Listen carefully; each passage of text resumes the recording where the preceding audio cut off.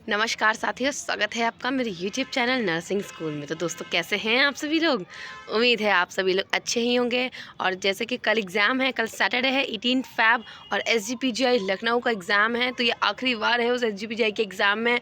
तो दोस्तों, तैयारी मुझे पूरी उम्मीद है आपने तैयारी पूरी कर ली होगी। और कॉन्फिडेंट रहना, क्योंकि जो आपने जितना पढ़ा है और जितनी आपने मेहनत करी है उसका फल आपको ज़रूर मिलेगा।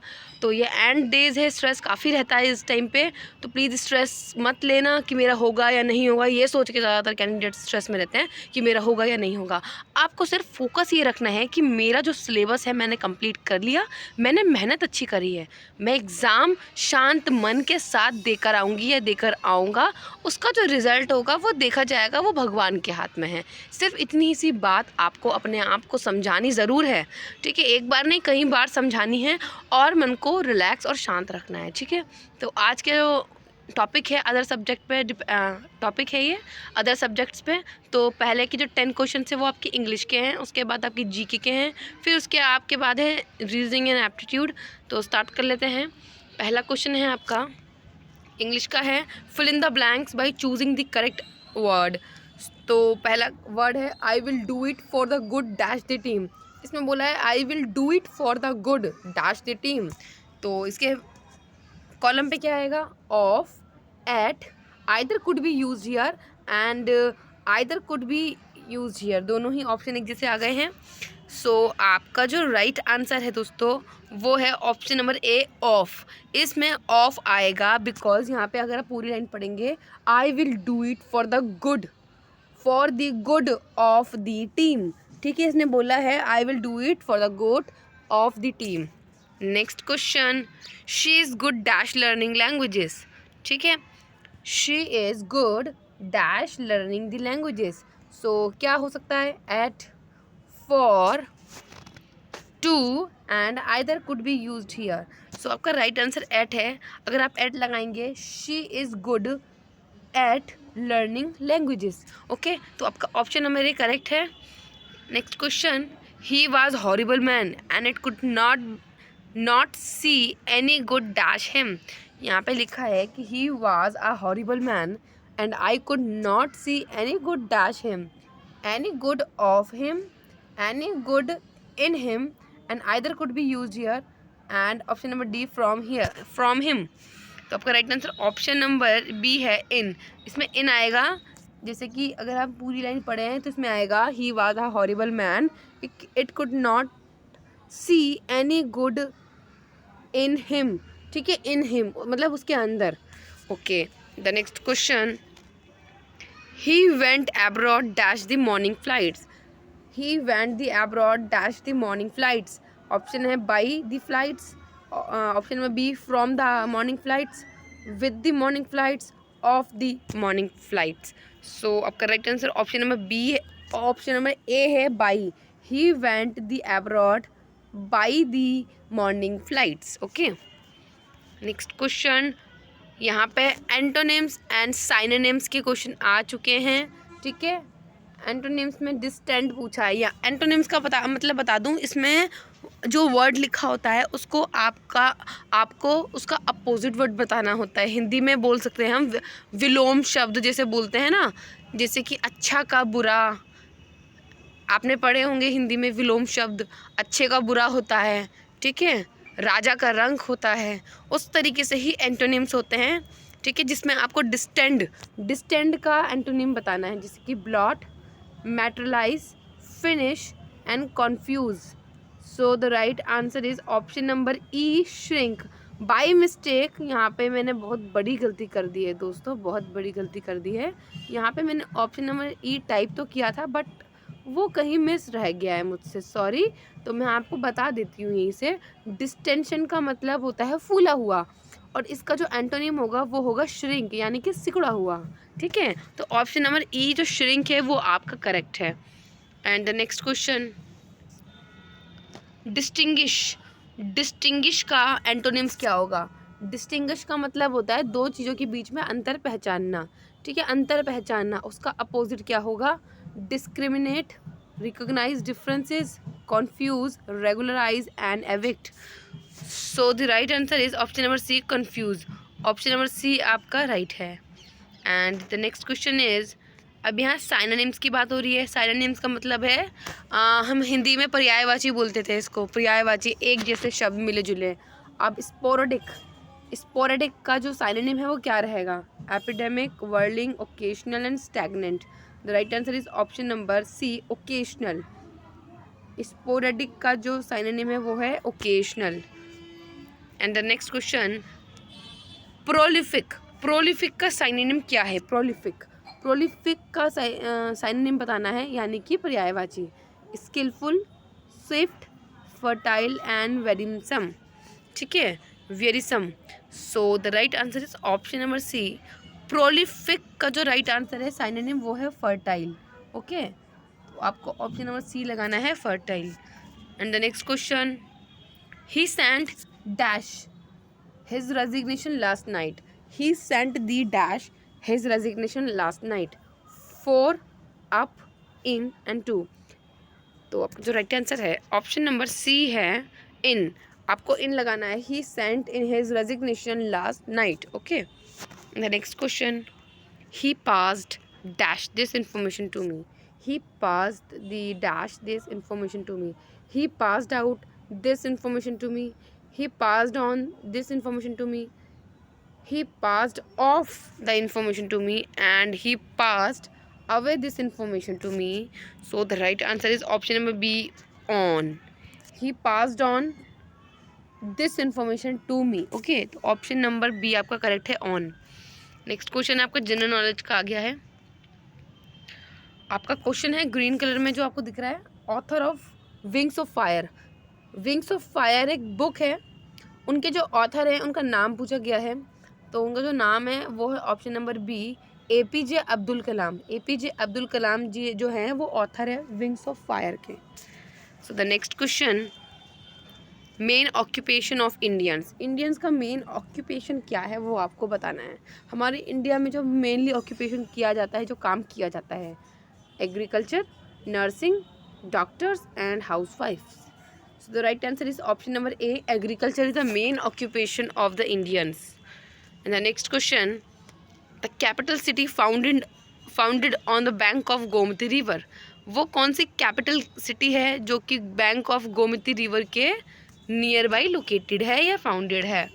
सो Lucknow, UP, Delhi and Bastar. So the right answer is option number A, Lucknow is the capital city founded on the bank of Gomti river. Gomti नदी के बैंक में यानी कि किनारे पे बसी हुई एक कैपिटल सिटी है जिसका नाम है लखनऊ, जो कि यूपी का कैपिटल है। ठीक है, next question, the first modern college in India. हमारे इंडिया में जो पहला मॉडर्न कॉलेज था उसका नाम आपको बताना है। First modern college in India, पहला ऑप्शन है Fort William college, Calcutta. Option number B, Rajkumari Amrit Kaur nursing college. Option number C, IP university. And option number D, Banaras Hindu university. So the right answer is Fort William college, Calcutta is the first modern college in the India. So the next question, the samadhi of Indira Gandhi. Indira Gandhi ji की जो समाधि है उसे क्या बोलते हैं? शक्ति स्थल। ठीक है, the samadhi of Indira Gandhi is known as Shakti Sthal. And the next question, largest opium growing state. जो ओपियोइड ग्रोइंग स्टेट है लार्जेस्ट, वो भी इंडिया में, वो कौन सा स्टेट है? UP, Delhi, Maharashtra and Kerala. So the right answer is UP. UP is the largest opium growing state in India. Dumdum airport, the Dumdum airport is located at Calcutta. And the oldest refinery in India, हमारी India की सबसे oldest, सबसे पुरानी refinery है वो है Digboi refinery. So the next question, the most populated state of India. Most populated state of the India is UP, Uttar Pradesh. And the next question is world waters day. World waters day celebrated on 22 March. Every year 22 March celebrated as the world water day to save the water. And the next question reasoning से है। पहला question आप देख सकते हैं, पहले question में बोला है bull. Bull is related to cow. Bull जो है काउ से रिलेटेड है। उसी सेम वे में आपको बताना है जो हॉर्स है वो किससे रिलेटेड है। 4 ऑप्शन में देख लेते हैं कि हॉर्स किससे रिलेटेड है। जैसे कि आप जानते हैं बुल रिलेटेड है काऊ से, और हॉर्स किससे रिलेटेड है, एनिमल, मेरी, stable and meet.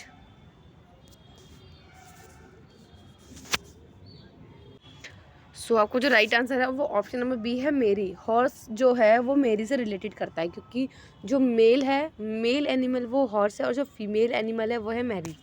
Okay, the next question, hate, hate is related to love in the same way create, create is related to, अब क्रिएट का बताना है आपको। Create is related to make, renovate, destroy and build. So the right answer option number C, destroy. Create is related to destroy. Next question, look at this series. इस series को देखना है आपको पहले, और उसके बाद बताना है 23 के बाद क्या आएगा। ठीक है, तो पहले आप देखो 22 लिखा है, फिर 21 लिखा है, फिर 23 लिखा है, फिर 22 लिखा है, फिर 24, फिर 23। तो ये कैसे हुआ मैं आपको थोड़ा आइडिया देती हूँ। ठीक है, 22 में से 21, अगर 22 में से 21 आया, कैसे आया, -1 करने पे आया। ठीक है, और 21 के बाद जो 23 आया वो कैसे आया, -2 करने से आया। ठीक है, अब आपको ये देखना है, अब ये 23 और जो 22 है, जिसको मैं रेड कलर से मार्क कर देती हूँ, अब ये जो 23 और 22 कैसे आया, -1 करने से आया। ठीक है, अब 22 और 24 कैसे आया,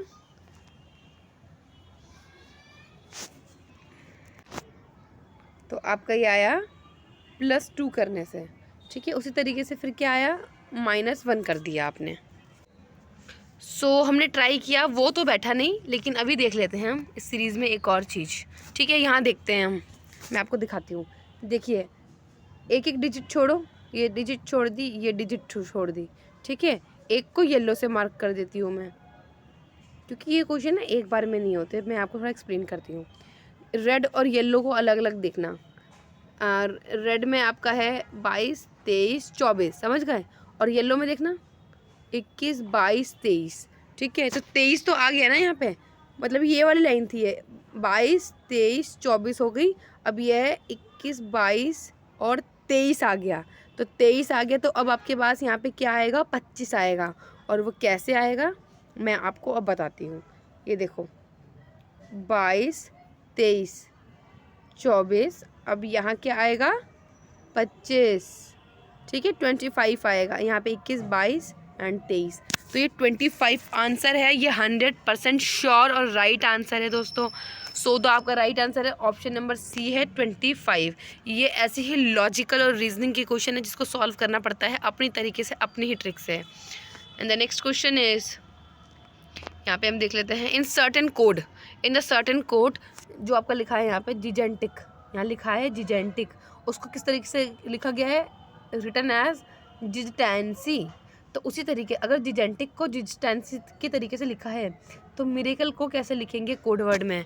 जब भी ऐसा कोई क्वेश्चन आए ना, सबसे पहले मैं आपको सजेस्ट करूँगी, पहले जो जिजेंटिक लिखा है ना, और उसको कैसे लिखा गया है, इसको पहले आपको नोट करना होगा। जिस पैटर्न में इसे लिखा गया है ना, सेम उसी पैटर्न में मिरेकल को लिखा गया होगा, ये 100% श्योर है। तो सबसे पहले हम देख लेते हैं जिजेंटिक के बारे में। ठीक है, तो जिजेंटिक का देख लेते हैं। शुरू के जो 3 GIG हैं वो इसमें भी सेम है दोस्तों, देख रहे हैं आप, सेम है। लेकिन यहाँ पे जो आप इस पे ध्यान देना, ANT, जो बीच की जो 3 वर्ड है ना, ANT, ठीक है, GIG को छोड़ो, अभी ANT पे देखते हैं। और यहाँ पे क्या हो रहा है, ANT की जगह TAN है, यानी कि A और N तो अपनी जगह पे है, लेकिन जो T है वो अपनी जगह रिप्लेस कर ली है उसने। ठीक है, तो जिजटेंसी हो गया। एंड वहीं पे आप देख सकते हैं, यहाँ पे आपका IC की जगह CI हो गया, तो I ने अपनी जगह चेंज कर ली, तो CI हो गया दोस्तों। तो उसी तरीके से अब हम मिरेकल को देख लेते हैं। तो जैसे हमने जिजेंटिक में किया था ना, हम वैसे करते हैं। ठीक है, तो शुरू की जो ये 3 वर्ड्स है ना, हम ऐसे लिख लेते हैं, MIR। ठीक है, और इसमें क्या हुआ था, ANT में TAN हुआ था, तो T ने, तीसरे वर्ड ने अपनी जगह चेंज की थी। और यहाँ पे लिखा है ACL, ACL में हम L कर लेते हैं तीसरा वर्ड जो है, और AC ऐसे ही लिखेंगे सेम। ठीक है। अब आ गया आपका ई एस, जैसे कि आई सी में सी आई हो गया था, आई ने अपनी जगह रिप्लेस की थी। ठीक है, तो उसी तरीके से अब हम क्या करेंगे, यहाँ पे ई अपनी जगह रिप्लेस करेगा, तो यहाँ पे आ जाएगा एस एंड ई। सो तो आप देख सकते हैं MIRLACSE। तो ये कौन से ऑप्शन में है? ऑप्शन नंबर ए आप देख रहे हैं, MIRLCAES। ओके। एंड दूसरा जो है आपका, मैं यहाँ पे राइटर से दिखा देती हूँ, ऑप्शन नंबर बी था। हाँ, तो सेम ऐसे ही था, MIRLACSE। ठीक है, ऑप्शन नंबर बी आपका करेक्ट है, ए करेक्ट नहीं है, ऑप्शन नंबर बी है, जैसा कि मैंने अभी आपको बताया। ठीक है, एंड द नेक्स्ट क्वेश्चन देख लेते हैं हम। A man walk the 5 kilometre towards the south. ठीक है, सबसे पहले हम ये देख लेते हैं, ये डायरेक्शन का क्वेश्चन है, 1 मिनट रुकिएगा। ओके, सो यहाँ पे बोला डायरेक्शन का क्वेश्चन है, तो ये एक पॉइंट है जहाँ से वो चला है। ठीक है, जिसको हम मान लेते हैं ऐसे, this is north, south, this is south, west and east. तो वो 5 किलोमीटर चला है, कहाँ? नॉर्थ, साउथ की तरफ। उसके बाद उसने राइट ले लिया, और यहाँ क्वेश्चन में ध्यान से पढ़ना है, इसने सिर्फ इतना लिखा है टू द राइट। क्वेश्चन में कई बार आता है कि उसने अपना राइट लिया है, या उसने ऐसा लिखा होता है कि आपका राइट, या ऐसा लिखा है ओनली टू राइट, तो आपको अपना ही राइट चलना है। ठीक है, अपना राइट ये हो गया, तो वो राइट में आया। ठीक है, कितना? 3 किलोमीटर, 3 किलोमीटर। ठीक है, एंड देन उसने क्या करा, he turn to the left and walk 5 kilometre. और वो जहाँ राइट मुड़ा था ना, अब उसने क्या करा, अब उसने अपना लेफ़्ट ले लिया। ठीक है, लेफ़्ट लिया, और कितना? वो भी 5 किलोमीटर। तो इसका लेफ़्ट कहाँ होगा? इस तरफ होगा। ठीक है, तो ये इस तरफ इसका लेफ़्ट है, तो इसने ले लिया लेफ़्ट। सो और भी 5 kilometre. Now in which direction is he from the starting place. तो स्टार्टिंग प्लेस से वो अपनी कौन सी पोजीशन पे है?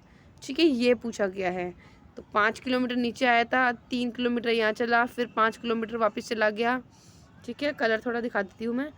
ओके, देखो, यहाँ से 5 किलोमीटर नीचे आया, फिर 3 किलोमीटर चला, 5 किलोमीटर फिर से लेफ़्ट ले लिया।